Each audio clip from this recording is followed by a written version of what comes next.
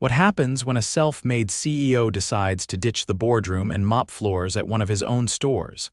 Garrett Hensley leaned back in his office chair, flipping through a stack of customer feedback reports.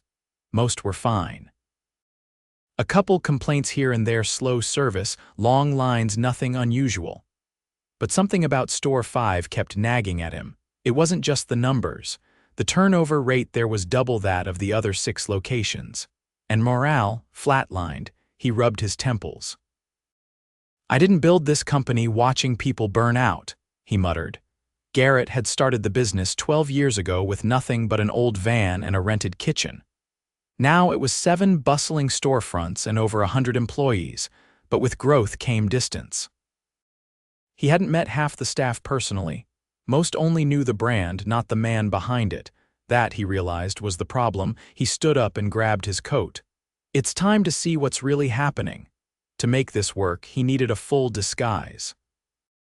He shaved his beard, swapped suits for a generic polo and cap, and used a fake name, Greg. The plan was simple.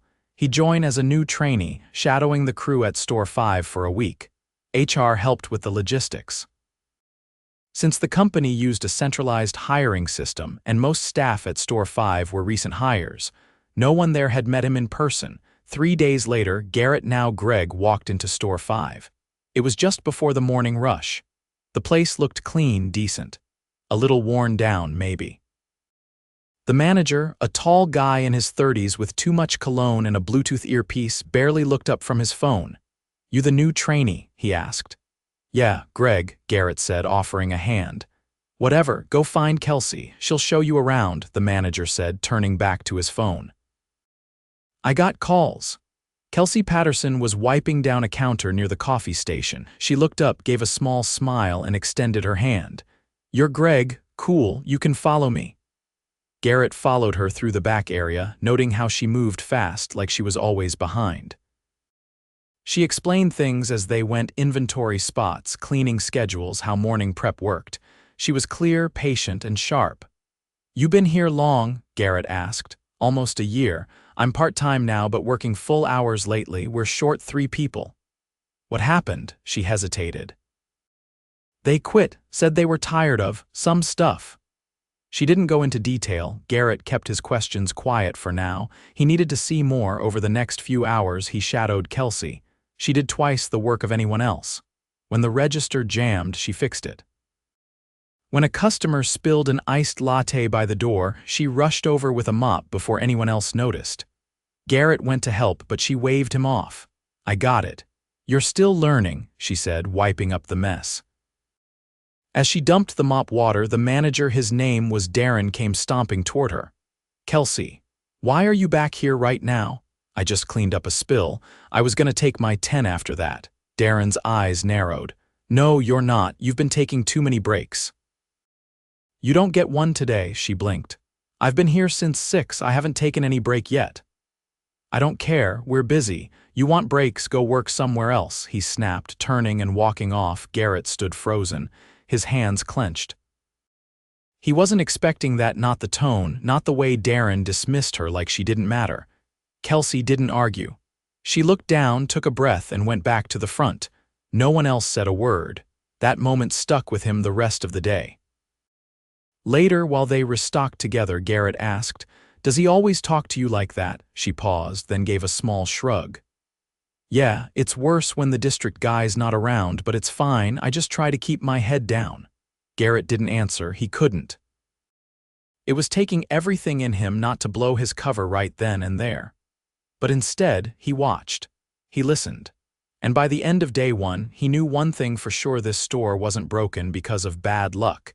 It was broken because someone in charge stopped caring. Garrett showed up the next morning just before opening, the sky still dark and the air damp with dew. He parked a block away and walked in through the rear entrance, where deliveries were still piled on pallets and the back door was propped open with a cracked plastic bin. The scent of stale mop water and cardboard filled the hall.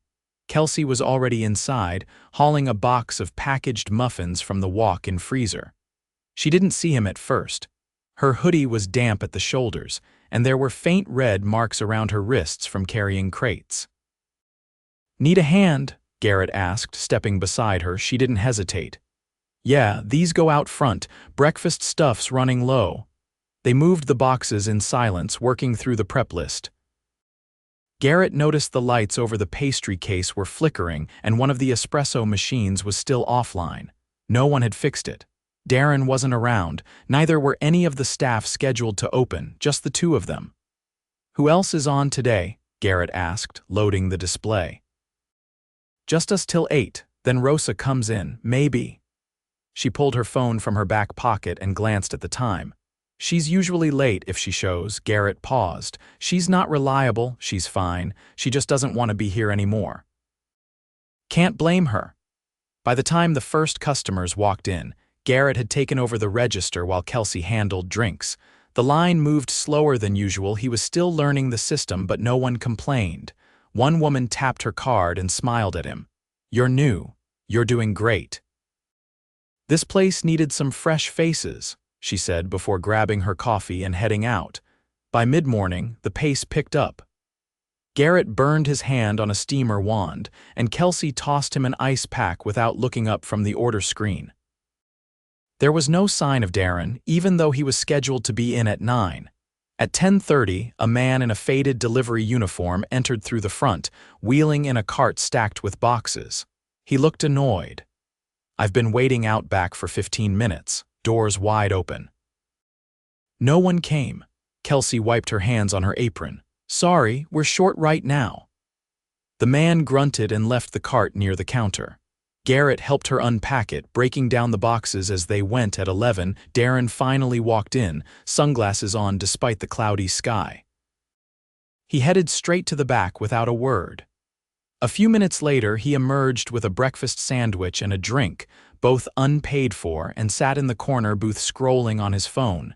Kelsey glanced at him, then at Garrett. He won't jump in unless someone's here from corporate. Garrett said nothing. He just watched. Darren didn't greet customers, didn't pick up a broom, didn't acknowledge the others. He sat, ate, and stared at his screen. Around noon, Rosa arrived, her hair still wet like she'd just gotten out of the shower. She clocked in, tossed her bag under the counter, and grabbed a headset. Sorry I'm late. Bus driver skipped my stop again, she said. Kelsey gave her a nod and stepped aside so she could take over the register.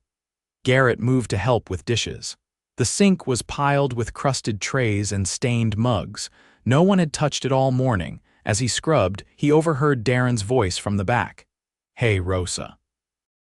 Don't forget to upsell those snacks. You missed it twice last week. I'm not writing another warning. Rosa didn't respond. Her jaw set tight and she kept her eyes on the screen.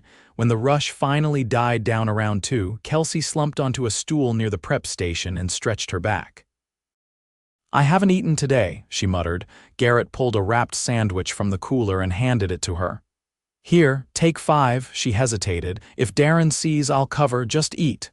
She took it but didn't sit. Instead, she leaned against the wall and ate standing up, chewing fast between questions about inventory and restocking. By 4, things had stabilized. A new hire named Tyler showed up for his first shift, wearing a wrinkled uniform and looking completely lost. Darren emerged finally to greet him. You're late, he snapped. Tyler blinked. I thought I was scheduled for 4. You're late if I say you're late. Get an apron, Kelsey, train him. Greg, mop the back. Garrett took the mop but didn't move right away. Want me to show him the register layout? No, Kelsey's faster. You mop. Garrett held his gaze for a second longer than necessary, then turned and walked to the back hallway. The floor was sticky, likely from a leak near the soda machine. Halfway through, he heard Darren's voice again, louder this time. You need to move faster, Tyler. This isn't a daycare. Garrett leaned just enough to see. Tyler was trying to ring up a customer, his hands trembling slightly. Kelsey stepped in to help. Darren didn't. When the customer left, Tyler looked pale. He muttered something to Kelsey and disappeared into the break room. Garrett found him a few minutes later, sitting on a crate near the lockers, staring at the floor. You all right? Tyler nodded without looking up. Just overwhelmed. I didn't think it would be like this. Garrett sat on the opposite crate. What did you expect? I don't know, normal training, not getting yelled at in front of people. Garrett didn't push further. He just sat there until Tyler stood on his own and said he'd try again. That night after closing, Garrett offered to help with the final count. Kelsey was the only one left. Darren had left early, saying he had calls again. Rosa had clocked out at 6, and Tyler was sent home before his shift ended. While they finished the count, Kelsey sighed and leaned on the counter. "You know what's funny?" she said. "I used to love this job. I liked the pace, the people." "What changed?" She didn't answer right away. "Then, a few months ago, my sister got sick. I asked for a couple days to take her to appointments. Darren said no, said if I couldn't show up, I'd lose my hours." Garrett's chest tightened. "Did you go anyway?" "Yeah, I lost the shifts, had to pick up extra the next week just to cover rent." He nodded slowly, absorbing every word.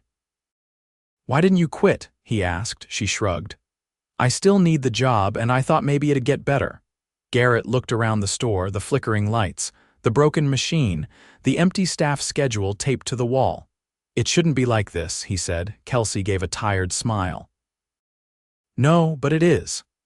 They finished the count in silence. As Garrett walked out into the night, he made a decision. Tomorrow, he wouldn't just be watching. He'd be ready to act, because what he'd witnessed wasn't just mismanagement, it was neglect, and it had gone on long enough. Garrett arrived before sunrise the next day and parked in the alley behind Store 5. The early morning air was thick with moisture, clinging to his sleeves as he rolled up the delivery gate and stepped into the back hallway. The lights were already on. Kelsey was there, crouched over a crate of bottled drinks, restocking the front cooler before the rush hit. She glanced up. "Didn't think you'd come back." "I said I'd finish the week." She nodded, didn't press. Garrett joined without another word. By 6:30 they had the prep done. Garrett had taken over the pastry case while Kelsey double-checked the mobile orders. The espresso machine was still down, and the flickering light above the register hadn't been replaced. Garrett made a mental note to check the maintenance logs later if they even existed. Rosa showed up 10 minutes late. She moved slower than usual, her uniform wrinkled, hair tied carelessly. She grabbed a headset and started prepping cold brews in silence.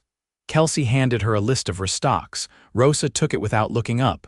"You all right?" Garrett asked. Rosa kept her eyes on the cups. "Doesn't matter." He didn't push. She was checked out, but she still did the work. That said enough. By 8 the line was out the door. Garrett had taken over the register while Kelsey rotated between bar and mobile orders. Rosa stayed on cold prep. Darren wasn't there yet again. A woman with a stroller stepped up next. She ordered a hot tea and a breakfast wrap. Garrett keyed it in. She handed over a gift card and the screen flashed red. "Looks like there's a balance issue," he said, keeping his voice calm. "I just reloaded it," she replied, clearly frustrated. "Your system always does this." "I'll check with someone who can override it." He flagged Kelsey, who stepped in and manually processed the transaction. The woman took her receipt and walked off muttering something under her breath. Kelsey didn't react. "Do people get like that a lot?" Garrett asked once the line cleared a little. Kelsey wiped down the counter. "Every day, some people think they're owed something just for showing up." Right then, Darren walked in, loud as ever. He was wearing the same jacket as the day before, unzipped, phone already pressed to his ear. He made a beeline for the back without acknowledging anyone. Kelsey kept working. Rosa didn't even flinch. A few minutes later, Darren returned and stepped behind the counter. He didn't wash his hands. He didn't glove up. He just grabbed a muffin from the display, peeled off the wrapper, and stood there eating beside the register. Garrett kept his eyes on the screen. "Greg," Darren said, his voice muffled by food, "you've been slow on the register. Customer wait times are up." "Keep it tight." Garrett turned slightly. "System's lagging. Kelsey's been helping where she can." "Doesn't matter. The customer doesn't see the system, they see you." Garrett didn't respond. Kelsey tilted her head slightly but said nothing. Then Darren turned to Rosa. "You missed a restock." "Again, if you can't handle lists, I'll find someone who can." Rosa's jaw clenched. "I did the restock, you just didn't check the bin labels. Don't get smart, you're not irreplaceable." She looked at Kelsey, then back at Darren. No one here thinks they're irreplaceable. We just want to be treated like humans. Garrett felt the temperature shift. The room went quiet for a second, except for the hum of the cooler. Darren barked a laugh. You want a hug with your paycheck too? Get back to work. That was it. Garrett stepped forward. Can I talk to you in the office? Darren raised an eyebrow. What for? Just 5 minutes. Darren rolled his eyes but followed Garrett to the back. Inside the cramped manager's office, Garrett shut the door, then turned. I'm not Greg. Darren blinked. What? My name is Garrett Hensley. I own this company, and I've spent the last 3 days watching you do almost nothing while your team holds this place together. Darren's face drained of color. Hold on, wait, what is this? Garrett didn't raise his voice. He didn't need to. You've threatened employees over legally mandated breaks. You've ignored maintenance issues. You've berated people in front of customers. You've left shifts understaffed, and you've consistently taken product without paying for it. That's not look, I didn't know who you were, that's the point. How you treat people when you think no one's watching, that's who you are. Darren opened his mouth, but Garrett cut him off. You're done, effective immediately. Do not finish your shift. Do not speak to the staff. HR will contact you by end of day. Darren hesitated, then stormed out, nearly slamming the office door off its hinges. Garrett followed a few steps behind. The front of house was silent. Rosa stood frozen near the prep station. Tyler, who had just arrived, looked utterly confused. Kelsey was behind the register mid-order, her hands paused on the screen. Garrett stepped to the center of the room. My name is Garrett Hensley. I started this company. And I've been working here undercover to understand what's really going on. No one spoke. A customer near the front looked from Garrett to Kelsey, then quietly stepped out of line and walked out. I've seen enough, Garrett continued. Darren's gone. Starting today, this store is under direct supervision from me and the district team. We'll begin fixing what's broken, and that starts with respecting the people who keep it running. Kelsey's hands dropped from the register. Rosa leaned against the counter, silent. Garrett turned to them. You've carried this place without support. No more of that. You're not alone anymore, Tyler finally spoke. What happens now? I'll stay on shift today. Tomorrow we bring in a transitional manager. In the meantime, we're hiring fast. You'll get support, coverage, and working equipment. He looked at Kelsey. And you get a full paid week off starting Monday, non-negotiable. She didn't answer. Just exhaled, slow and long, as if her body had forgotten how. Garrett turned back to the register. I'll cover this next order. Kelsey stepped aside. He served customers the rest of the day, side by side with his team.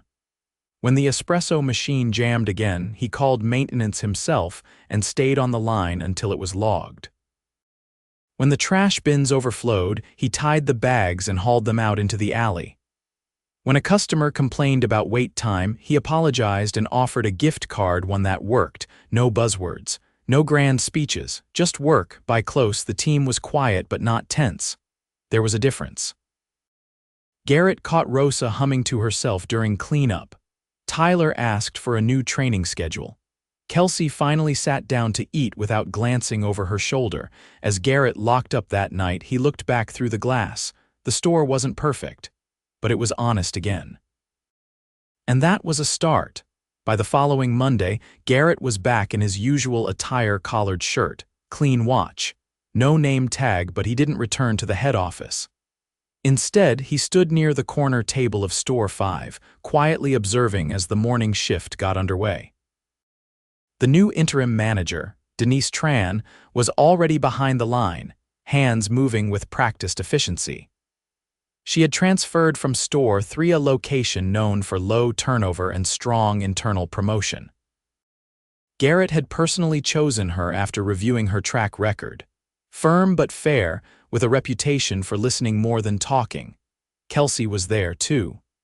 Not in uniform, her paid time off had started, but she'd stopped by with a coffee in hand and a book tucked under her arm. She sat on the patio outside, legs crossed, eyes scanning the street. Garrett watched from inside, then turned his attention back to the staff. Rosa was on register, visibly more focused. Her headset was on, and she tapped through the POS system with more confidence than he'd seen before. She greeted customers clearly, offered precise answers, and didn't fumble once. Denise checked in with her briefly, then moved to assist Tyler with his first solo shift on bar. Garrett approached the back to check the maintenance log. The flickering light had been replaced. The espresso machine had been repaired and tested over the weekend. A service technician had also cleaned the condenser units and replaced the faulty cooler sensor. Everything was documented, signed, and time-stamped. He opened the employee schedule posted on the wall. It was still thin for the week ahead, 3 empty mid-shift slots and a single overnight delivery short, but Denise had already flagged that. A bright orange note was taped beside it. Hiring underway. Final interviews Thursday. Staff input welcome. He stepped out to the patio where Kelsey was seated. "How's the book?" he asked. She looked up, dog-eared the page, and gave a small nod. "Slower than I remember, but I think that's more about me than the book." "You don't like sitting still. Feels like I'm missing something," she said. "But I know I'm not. It's just muscle memory, keep moving or fall behind." Garrett pulled out the chair across from her. "You're not falling behind, you've earned the pause." She gave a slight tilt of her head. "I'm not used to being told that," he leaned back. "That's going to change for everyone." Kelsey glanced toward the storefront. "Is she staying? Denise, if she wants it." "I told her we're not replacing people who showed up, we're replacing the ones who didn't." They sat for a moment without speaking. The city noise played softly in the background, buses, crosswalk beeps, someone somewhere playing a saxophone badly.